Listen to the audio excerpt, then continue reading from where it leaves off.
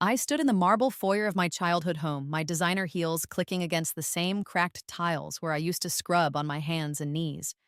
The foreclosure notice in my manicured hands felt like the sweetest poetry ever written. Behind me, my husband's security team waited silently, and somewhere in the house, I could hear my family scrambling, probably trying to figure out who had bought their debt and why the new owner wanted to meet them personally. They were about to find out. Mrs. Chen? The head of security, Marcus, stepped forward. They're all gathered in the living room as requested. I smoothed down my Chanel suit, the same shade of midnight blue as the bruises they used to leave on my arms, and smiled. Perfect. Let's go remind them what compound interest looks like. The living room fell silent when I walked in. My mother dropped her coffee cup, the cheap ceramic shattering against the floor I used to mop every day. My father's face went gray, and my sister, Melissa, beautiful, precious Melissa, who never lifted a finger while I worked myself to the bone, actually stumbled backward. Hello, family, I said, settling into the armchair that used to be Father's throne. I believe we have some business to discuss. It started the way these things always do, with them needing money and me being the most expendable asset in the house. I was 17, had just gotten early acceptance to MIT with a full scholarship, and was 2 months away from escaping the hell that masqueraded as my loving family. Lila, we need to talk, my mother said that night, not looking up from her reality TV show. She hadn't looked directly at me in months, not since I'd stopped being useful for anything other than cooking, cleaning, and taking the blame for my sister's mistakes.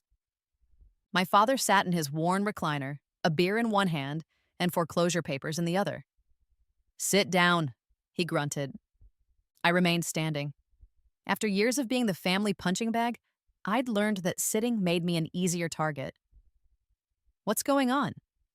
We're losing the house, Melissa announced from her perch on the couch, not even pausing her manicure. At 19, she'd never worked a day in her life, never cleaned, never cooked, never even made her own bed. That was what I was for, according to them. Dad owes Mr. Chen $200,000, and he wants it now. Mr. Chen. I'd heard whispers about him. A businessman who'd started from nothing and built an empire that spanned half the city. He was known for being ruthless but fair, never breaking the law but never showing mercy to those who tried to cheat him. My father, apparently, had tried to cheat him. How is that my problem? I asked, though I already knew the answer. Everything was always my problem in this house. My mother finally looked at me, her eyes cold and calculating. Mr. Chen has agreed to forgive the debt in exchange for a service. My blood ran cold. What kind of service? His son needs a wife, my father said bluntly. Someone to help with his image, be seen at events, that sort of thing. You'd be perfect for it. I stared at them in disbelief. You want to sell me? We're not selling you, my mother snapped.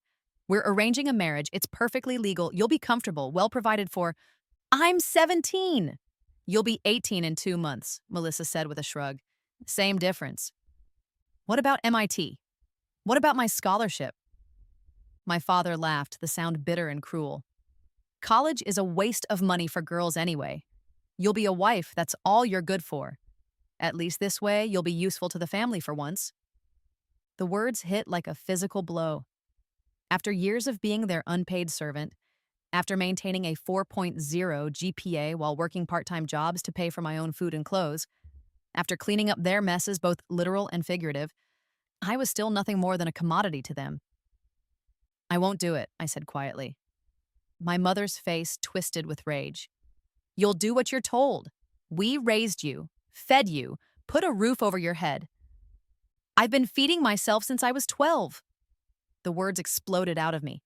I've been cleaning this house, doing laundry, cooking meals, taking care of everyone, while you sat on your ass watching TV and Dad drank away every paycheck. I've been raising myself while you two pretended I didn't exist unless you needed something. My father stood up, his hand already raised. I'd been hit before. They were always careful not to leave marks where anyone could see. But something was different this time. Maybe it was the way Melissa smirked, or the calculating look in my mother's eyes, or the casual cruelty of their plan to trade me away like livestock. Something inside me snapped. I caught his wrist before his hand could connect with my face. Don't touch me. For a moment, we stared at each other. Then he laughed. Or what? You'll call the police? Who do you think they'll believe? Us? Or a hysterical teenage girl with a history of behavioral problems? They had me trapped, and they knew it. They'd spent years systematically isolating me, making sure I had no allies, no support system, no way out. Every friend I'd tried to make had been driven away by their lies and manipulations. Every teacher who'd shown interest in helping me had been convinced I was troubled, ungrateful, a liar. The meeting is tomorrow, my mother said, settling back into her chair. Mr. Chen's son will be there to meet you. You'll be polite, agreeable, and grateful for the opportunity. And if you even think about trying to sabotage this, remember that we know exactly how to make your life much, much worse. I looked around the room, at the family that had never been a family, at the people who were supposed to love me but had only ever seen me as free labor and a convenient scapegoat. Fine, I said finally. I'll meet him. The relief on their faces was almost comical. They actually thought they'd won. They had no idea what they'd just set in motion. The meeting was supposed to take place at a neutral location, a restaurant downtown where my father could hand me over to my new owner like a package delivery. I spent the morning in my room, packing the few belongings that were actually mine into a single backpack. They thought I was getting ready to be a good little bride. I was actually getting ready to disappear. I'd been planning my escape for months, saving every penny from my part-time job at the library, researching shelters and legal aid societies, mapping out bus routes that would take me far from this toxic place. My MIT acceptance letter was safely hidden in my backpack, along with copies of all my important documents. If I could just make it to the university, if I could find a way to defer for a semester while I got on my feet. Lila, get down here. My mother's voice screeched up the stairs. We're leaving. I took one last look around the room that had never felt like home, shouldered my backpack, and went downstairs to meet my fate. The restaurant was one of those trendy places I'd never been able to afford. All exposed brick and Edison bulbs and artisanal everything. My family sat across from two men at a corner table, an older Chinese man in an expensive suit who could only be Mr. Chen, and a younger man who must be his son. My first surprise was that the son wasn't what I'd expected. He was maybe mid-20s, tall and lean, with kind eyes behind wire-rimmed glasses. He looked more like a college professor than a gangster's heir. When he stood to shake my hand, his grip was gentle, and he actually looked me in the eye. You must be Lila, he said with a slight accent. I'm David Chen. It's nice to meet you. My second surprise was that he seemed genuinely uncomfortable with the whole situation. While my father and Mr. Chen discussed terms like, I wasn't sitting right there, David kept glancing at me with an expression that might have been sympathy. I understand you're planning to attend MIT, he said quietly during a lull in the negotiation. I blinked, startled. How did you? I did my research.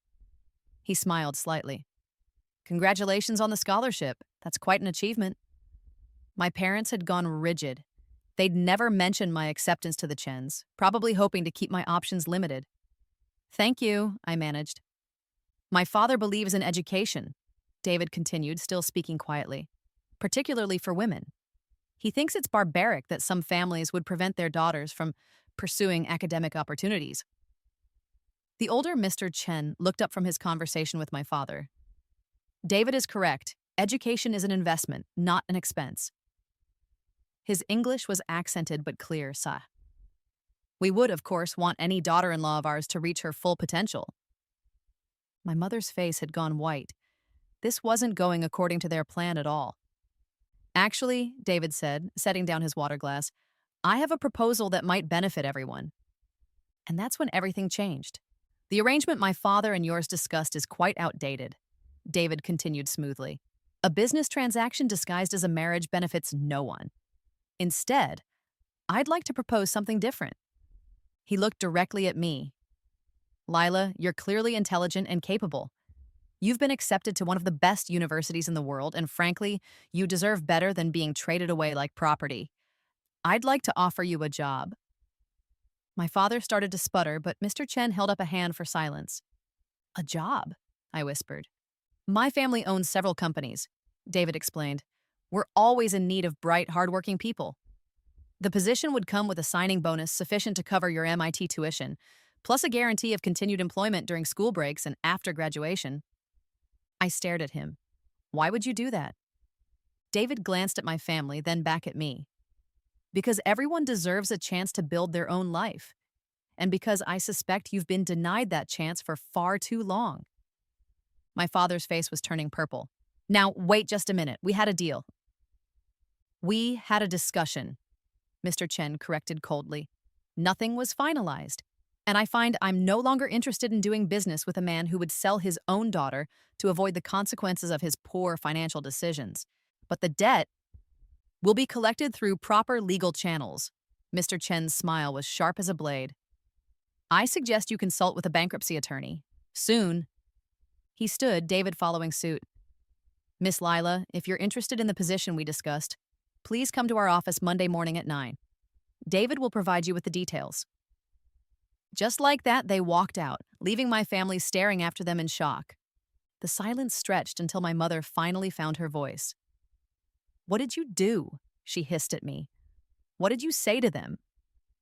I looked around the table at their faces, confused, angry, desperate. For the first time in my life, I held all the power in the room, and it felt incredible. I didn't have to say anything, I told them. Turns out, when you treat your child like garbage for 17 years, other people notice. I stood up, shouldering my backpack. I'm leaving now. Don't try to contact me. You can't just leave, Melissa shrieked. We're your family. I paused at the door and looked back at them one last time. No, I said quietly. You're the people who happen to share a house with me. There's a difference. And then I walked out of that restaurant and into the first day of my real life. The Chen family offices occupied 3 floors of a gleaming downtown skyscraper.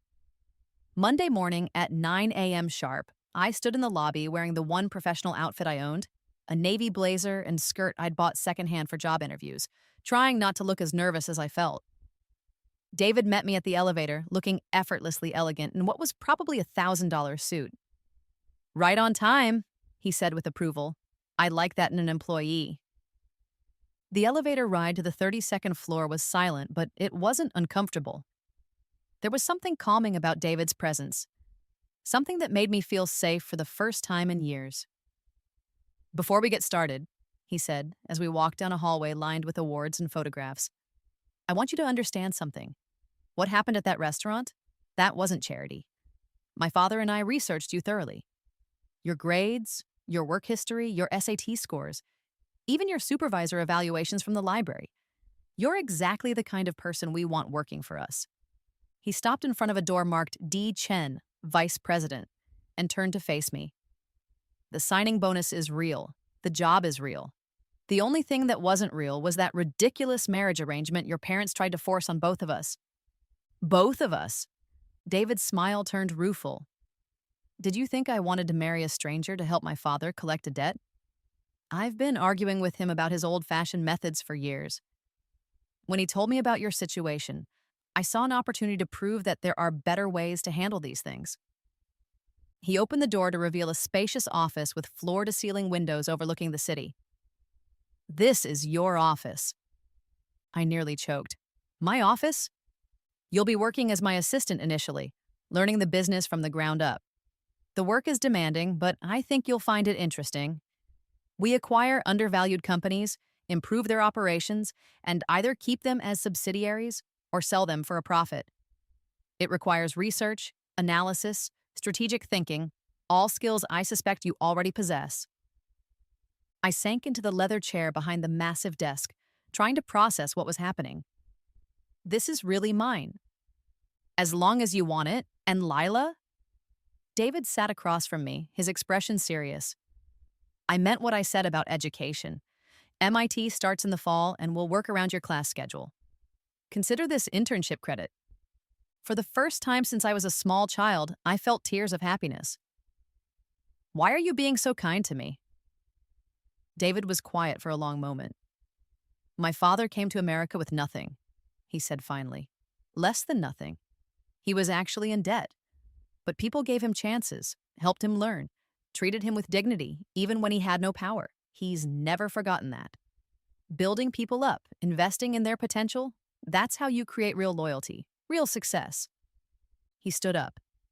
There are contracts to sign, paperwork to complete, and I'll need to bring you up to speed on our current projects. But first, he pulled out his phone and made a quick call. Mr. Peterson, this is David Chen. I need you to cut a check for MIT tuition. Yes, the full amount. Today, please. He hung up and smiled at my shocked expression. Now you never have to go back to that house or depend on those people for anything. You're free, Lila. What are you going to do with your freedom? I thought about my family probably sitting around the kitchen table right now, trying to figure out how to pay their bills without me there to shoulder the burden. I thought about years of abuse and neglect and cruelty, all swept away in a single moment of kindness from strangers who saw my worth when my own family couldn't. I'm going to learn everything you can teach me, I said, and then I'm going to become so successful that they'll regret losing me for the rest of their lives. David's smile was approving and maybe a little dangerous. I was hoping you'd say that. The next 2 years passed like a dream. I threw myself into work with the same intensity I'd once devoted to surviving my family's toxicity. And David proved to be an incredible mentor. He taught me how to read financial statements, how to identify market inefficiencies, how to negotiate deals and manage people.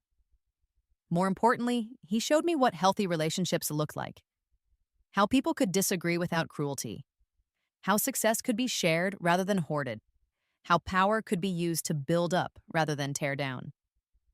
MIT was challenging but manageable. The Chen family's flexible work arrangements meant I could attend classes during the week and work on projects over weekends and breaks. My professors were impressed with my real-world experience, and my classmates envied my financial stability. For the first time in my life, I wasn't the odd one out, the one who didn't belong.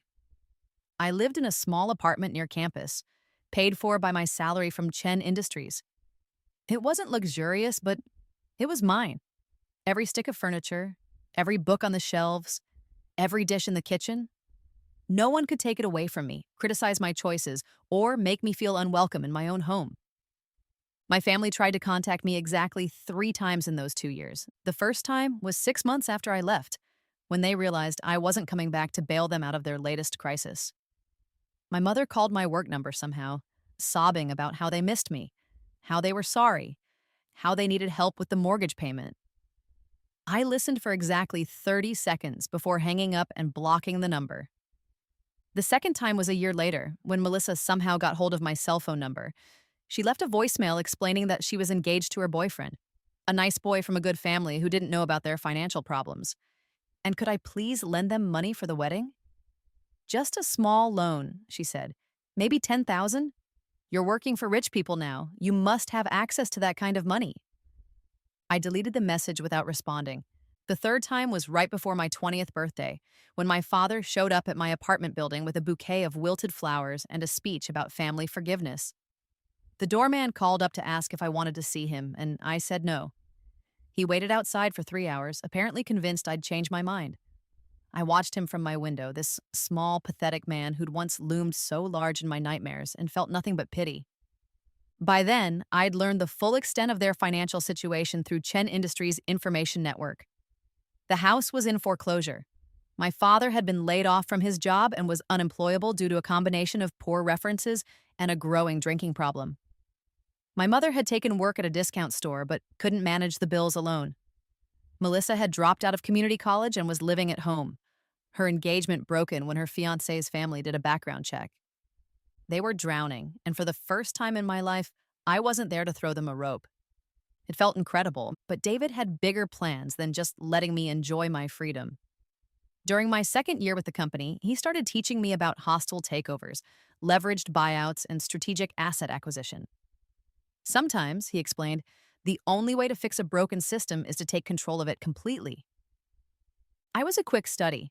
By the time I graduated from MIT with dual degrees in business and computer science, I could navigate corporate law, read market trends, and structure deals that would make Wall Street veterans weep with envy. David had been right. I'd had all these skills all along, buried under years of survival mode and learned helplessness. I just needed someone to give me room to grow. I have a proposition for you, David said on my graduation day, as we stood on the roof of the Chen Industries building, watching the sunset paint the city in gold. I've been thinking about expanding our operations. There are some personal projects I'd like to pursue. I turned to face him, curious. Over the past 2 years, our relationship had evolved from mentor student to something deeper. We'd never crossed any lines. David was too much of a gentleman, and I was too focused on building my career. But there was something between us, a connection that went beyond business. What kind of personal projects? His smile was soft, almost tender. The kind that involve making sure good people get happy endings and bad people get what they deserve. Before I could ask what he meant, he was down on one knee, pulling a ring box from his pocket. Lila Martinez, he said, using the name I'd legally changed to after cutting ties with my family. You're the smartest, strongest, most incredible woman I've ever met. I've been in love with you since that first day in the restaurant, when you looked at your family with such dignity despite everything they put you through. Will you marry me? I stared at him, my brilliant, kind, slightly ruthless boyfriend who'd saved my life in every way a person could be saved. Is this about business or love? Both, he admitted with a grin. I want you as my partner in everything, marriage, business, life. I want to build an empire with you, have children with you, grow old with you, but also, his expression turned serious. I want to make sure you have every weapon at your disposal when you're ready to face the people who hurt you. I looked down at the ring, a perfect diamond surrounded by sapphires, elegant and strong, just like he'd always seen me. Yes, I said, and meant it with every fiber of my being. As he slipped the ring onto my finger, I thought about the scared, beaten-down girl I'd been just a few years ago. She never could have imagined this moment, this happiness, this sense of absolute security and love. But she would have understood the promise I made to myself as David kissed me on that rooftop. My family had sold me to settle a debt thinking I was worthless. They were about to learn how much that mistake was going to cost them. We were married 6 months later in a ceremony that made the society pages of 3 major newspapers. David's family welcomed me with open arms, treating me like the daughter they'd never had.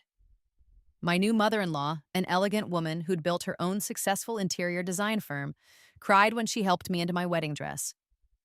My new father-in-law walked me down the aisle when I told him my own father wouldn't be attending. He doesn't deserve to give you away, Mr. Chen had said firmly. You're not property to be transferred from one man to another. You're choosing to join our family, and we're honored to have you. The wedding was everything I'd ever dreamed of but never thought I'd have. Elegant, joyful, surrounded by people who actually cared about my happiness. David's business associates mingled with my college friends, everyone celebrating the union of 2 people who genuinely loved and respected each other. My original family wasn't invited, of course, but I knew they'd seen the announcements, knew they understood exactly how much I was worth now. The girl they'd tried to sell for $200,000 had married into a fortune worth hundreds of millions. During our honeymoon in Italy, David and I started planning our revenge. It wasn't enough to simply be successful and happy, though we were both of those things. My family had committed crimes against me, and crimes deserved punishment. The house is still in foreclosure, David said, reviewing the files his investigators had compiled. They've been stalling the proceedings with legal challenges, but they can't hold out much longer. Your father's unemployment benefits have run out, and your mother's job barely covers groceries. We were sitting on the terrace of our hotel in Rome, watching the sun set over the Colosseum. I felt like an empress planning the downfall of her enemies, and it was intoxicating. What about Melissa? Still living at home, still unemployed. She's been through 3 boyfriends since the engagement ended, none of whom lasted longer than a month once they met your parents. David's smile was sharp. Apparently, your father's drinking has gotten worse, and your mother's desperation is starting to show. I sipped my wine, thinking, they'll come to me eventually. When they're desperate enough, when they have nowhere else to turn, they'll swallow their pride and ask for help. And when they do, I looked at my husband, brilliant, handsome, powerful David, who'd given me everything I'd ever wanted and asked for nothing in return except my love. When they do, we'll be ready for them. We spent the rest of our honeymoon developing what we came to call the plan. It was elegant in its simplicity, devastating in its thoroughness, and perfectly legal. By the time we returned to the States, every detail had been worked out. All we had to do was wait. We didn't have to wait long. The call came on a Tuesday morning in October, exactly 13 months after our wedding. I was in my office. I'd been promoted to senior vice president and had a corner suite with a view of the whole city, reviewing quarterly reports when my secretary buzzed in. Mrs. Chen? There's a woman online too who claims to be your sister. She sounds upset. I smiled and picked up the phone. Hello, Melissa. The voice on the other end was barely recognizable, raw, desperate, stripped of all the entitled arrogance I remembered. Lila? Oh God, Lila. Thank God you answered. I didn't know if you'd talk to me, but I didn't know who else to call. Slow down, I said, though my pulse was racing with anticipation. What's wrong? Everything, Melissa sobbed. Mom's sick, really sick. She needs surgery, but we can't afford it, and insurance won't cover it all. Dad's been drinking so much he ended up in the hospital, and now there are all these bills, and the house. They're going to take the house next week if we can't come up with the money. How much money? 50,000 for the surgery, maybe 30 more for Dad's medical bills, and 200,000 for the house. Lila, I know we weren't good to you. I know we made mistakes, but you're family. You're the only one who can help us. I let the silence stretch until she started crying again. Please, Lila, I'll do anything. I'll get down on my knees and beg if I have to. Just, please don't let Mom die because we were stupid and proud. Where are you? I asked finally. At the hospital. Mom's surgery is scheduled for tomorrow, but they won't do it unless we can guarantee payment. I checked my calendar. I can be there in 2 hours, but Melissa, this conversation never happened. If anyone asks, you never called me and I'm just happening to visit out of the goodness of my heart. Understood? Yes, of course. Thank you, Lila. Thank you so much. I hung up and immediately called David. It's time. His voice was warm with pride and anticipation. I'll mobilize the team. Are you ready for this? I looked around my office at the diplomas on the wall and the photos of my wedding and the view of the city I'd conquered through sheer force of will. I've been ready for this my whole life. 2 hours later, I walked into the hospital where my mother was dying, dressed in a designer suit that cost more than my family's monthly income, carrying a briefcase that contained the power to save or destroy them. They were waiting in the family consultation room. Dad looking older and more frail than I remembered, Melissa thin and hollow-eyed, Mom pale and scared in her hospital gown. When I walked in, the silence was deafening. Hello, family, I said, echoing the words I'd spoken 3 years ago in their living room. I understand you need help. My mother started crying immediately. Lila, sweetheart, thank God you came. I know we weren't perfect parents, but stop. The word cut through her rambling like a knife. Let's not pretend this is about love or family. You need money, and you think I have access to it. Let's keep this business. My father looked up at me, his eyes bloodshot and desperate. We're sorry, he said hoarsely. We know we made mistakes. We know we hurt you. But you're our daughter, and we're begging you. Am I your daughter? I asked conversationally. Because the last time we spoke, you told me I was only good for being someone's wife. You tried to sell me to pay your debts. You spent 17 years treating me like unpaid labor and a convenient scapegoat. So forgive me if I'm unclear on this whole daughter thing. Melissa flinched as if I'd slapped her. We were desperate. We didn't know what else to do. And now you're desperate again. I opened my briefcase and pulled out a folder. So let me make you an offer. Their eyes lit up with hope, and I almost felt sorry for them. I'll pay for Mom's surgery.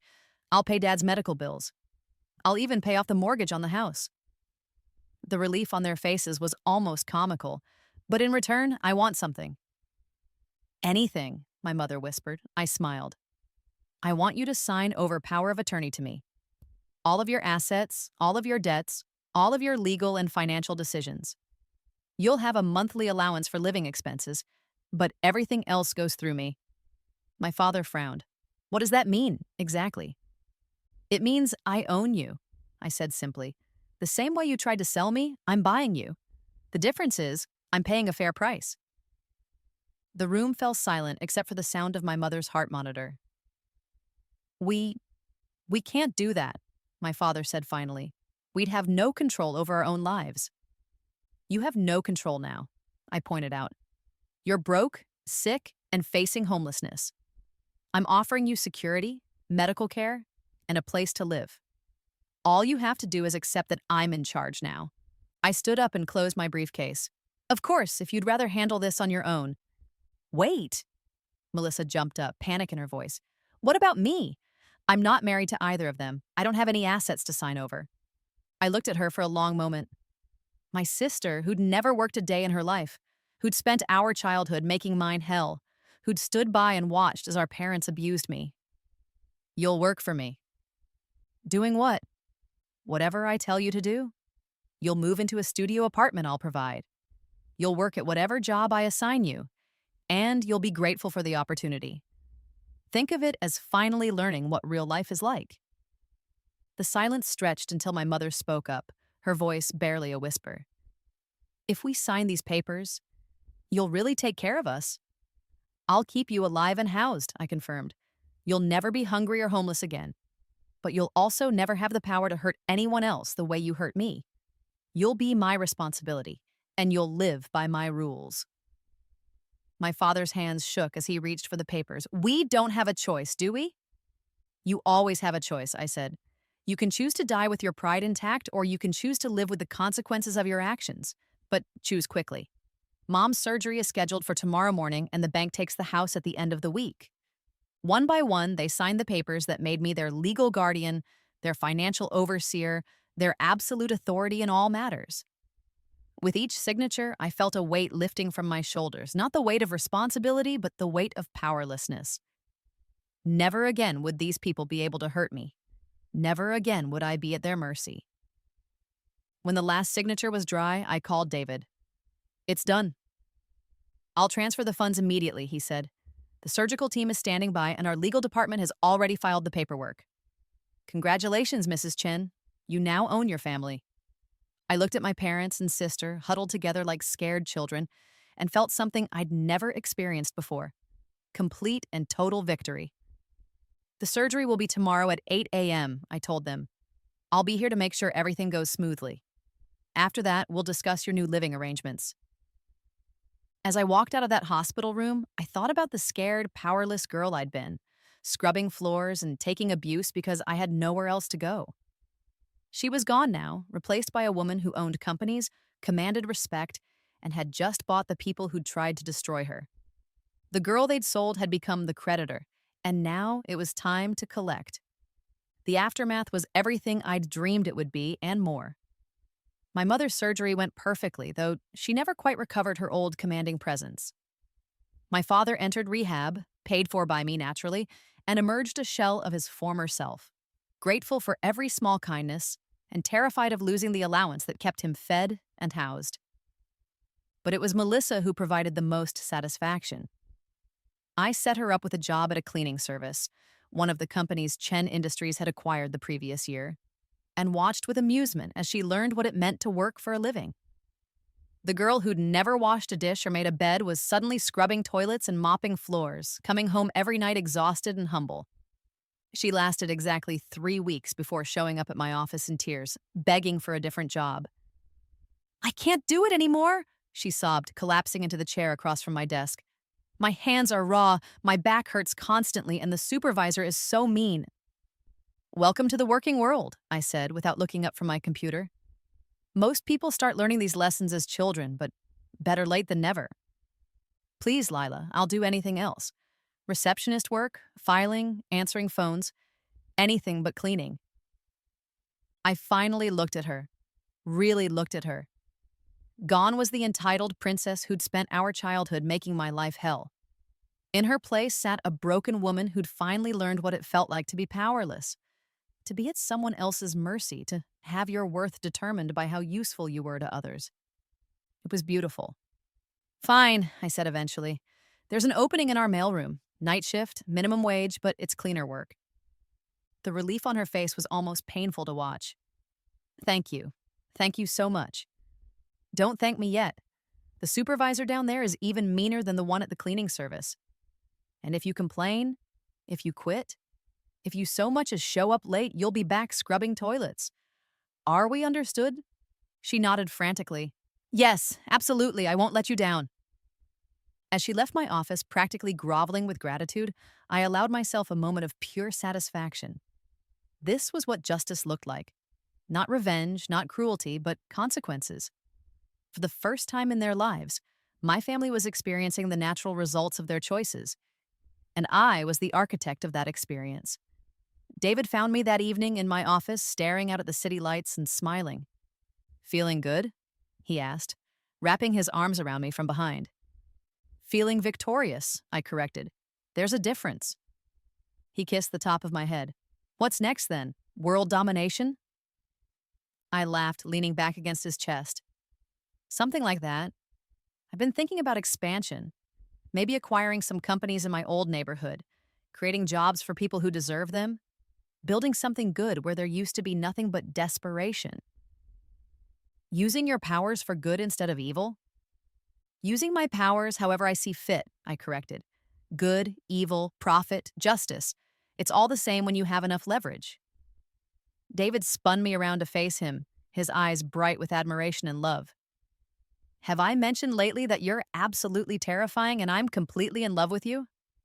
I smiled, thinking about the girl I used to be. Scared, powerless, trapped by people who should have protected her. That girl was gone now, replaced by a woman who owned companies, commanded armies of lawyers and accountants, and had just restructured her entire family like a hostile takeover. Just wait until you see what I do next, I told my husband, and kissed him as the city sparkled below us like a kingdom we'd conquered together. 5 years after they'd tried to sell me to settle a debt, I'd returned as the creditor's wife and their majority shareholder. I owned their house, their cars, their medical care, their very lives. They lived at my pleasure, worked at my discretion, and existed entirely within the boundaries I set for them. It wasn't the ending any of us had expected, but it was the ending they'd earned. And as for me, I was finally completely, utterly free.